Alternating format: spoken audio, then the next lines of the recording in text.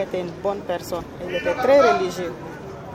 À chaque fois, il me parlait qu'il a fait 42 ans à Hamdallah et il quittait Fula Madina pour venir faire ses prières à la mosquée centrale de Hamdallah. C'est pour cela même on a supplié aux autorités de nous permettre d'envoyer son corps là-bas. Il va être prié là-bas et enterré à Hamdallah, toute la famille à Hamdallah. Tout le monde nous a soutenus. Tout le monde nous a soutenus parce que sa dernière crise, les autorités ont évacué mon papa. En Tunisie. Oui, en Tunisie, il était là-bas. C'est là-bas, il a fait quelque chose de 2-3 mois, il est revenu. Mais depuis qu'il était revenu, ça allait bien. C'est la semaine surpassée qu'il a fait sa dernière crise pour rentrer là. Vous êtes l'aîné de la famille? Je suis l'aîné de la famille. Nous sommes 6. Il y a beaucoup de choses qui m'ont marqué dans les aventures de mon papa. La Guinée perd un grand comédien, celui qui avait le savoir et le pouvoir de faire rire.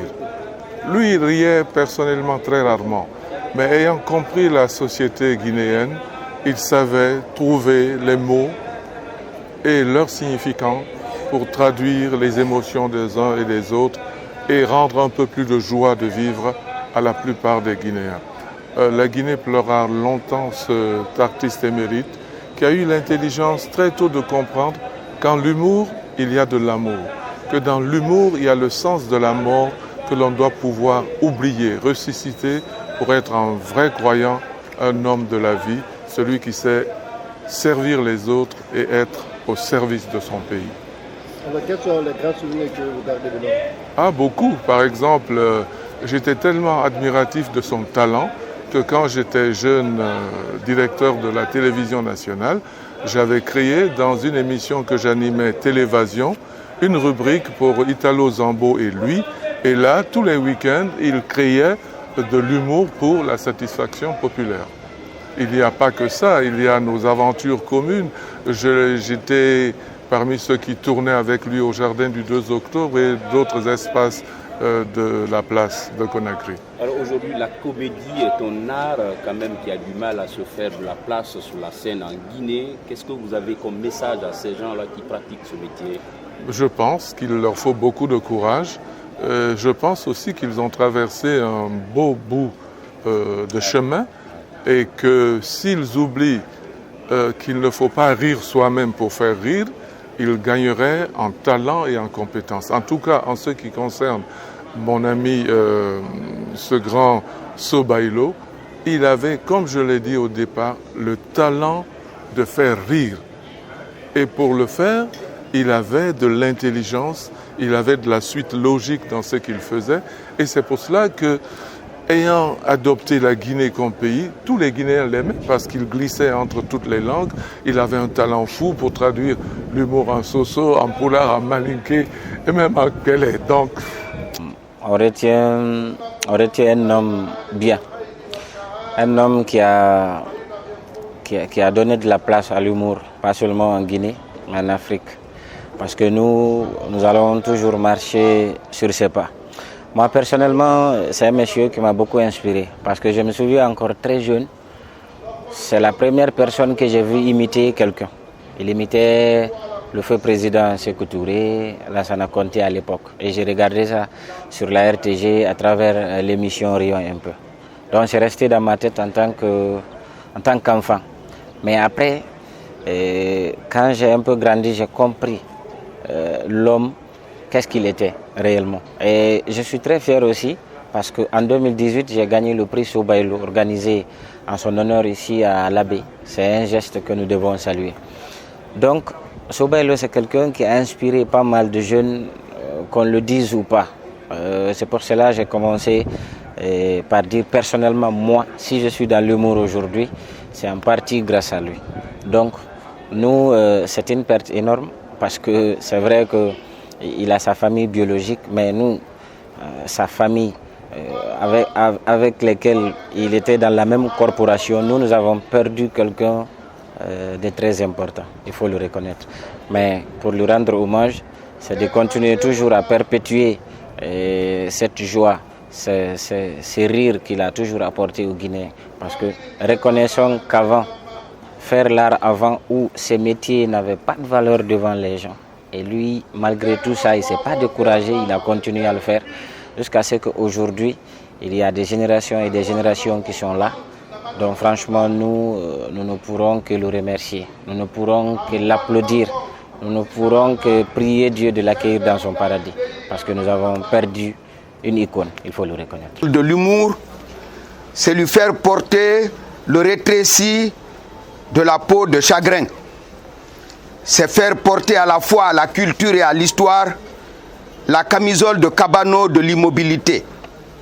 Car le défunt, qui a pris la position horizontale du voyage sans retour, est issu d'une famille profondément ancrée dans la culture islamique et qui constitue la charpente de l'histoire et sa perpétuation à travers les siècles du peuple Peul, du Fouta Toro, du Fouta Jalong, du Fouta Kinsi, du Fouta Fadagourma, du Massina, du Sokoto, étendu à l'Adamawa jusqu'à Garoua des Ayatou au nord Cameroun.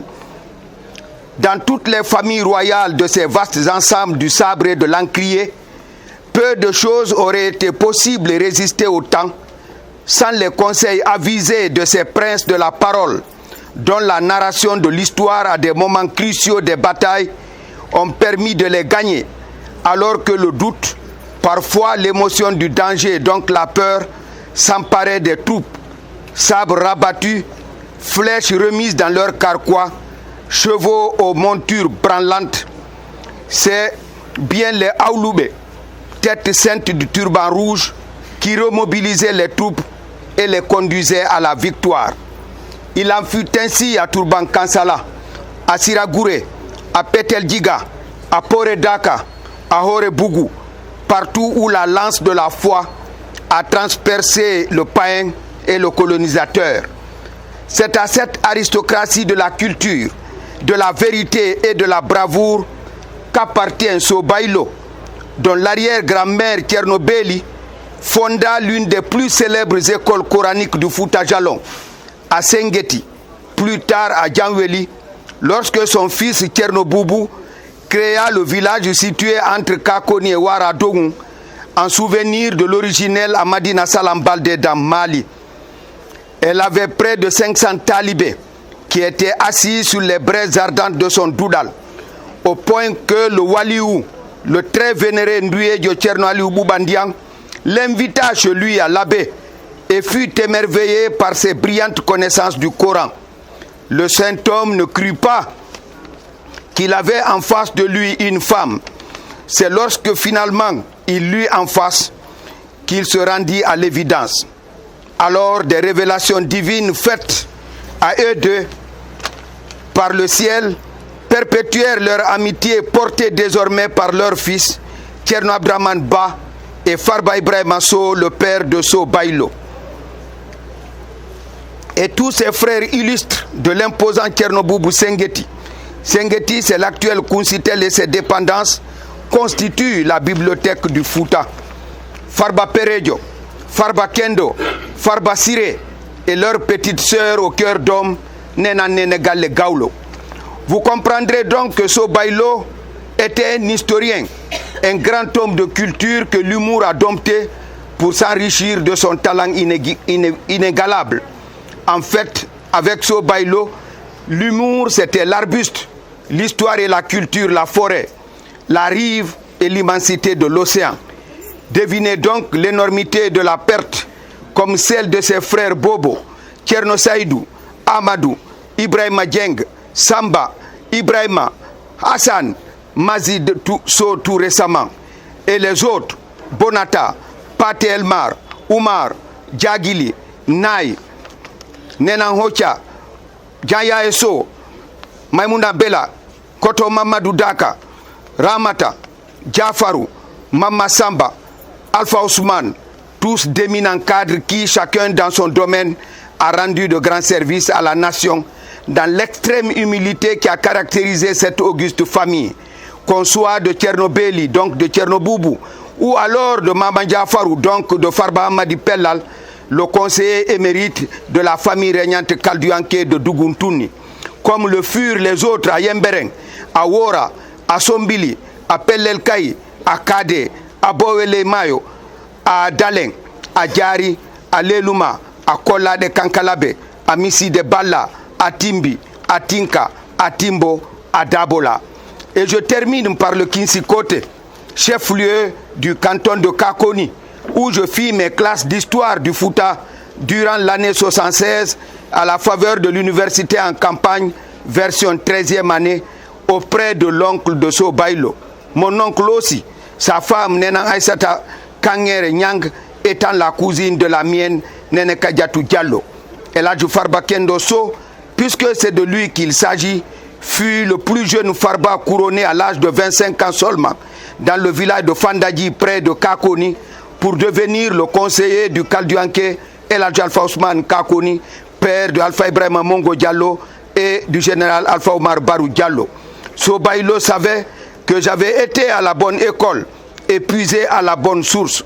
C'est pourquoi à toutes nos rencontres, chez Baba Siré ou chez ma belle-mère Hadjarou Giatou Diallo, fille de Tchen Chérif Yemberen, à Hamdallah, il me demandait de lui rendre le savoir que j'ai pris à Kakoni chez son oncle El Hadj Farba Kendo. Je lui répondais tout simplement que c'était mon oncle aussi. Repose en paix. Amen.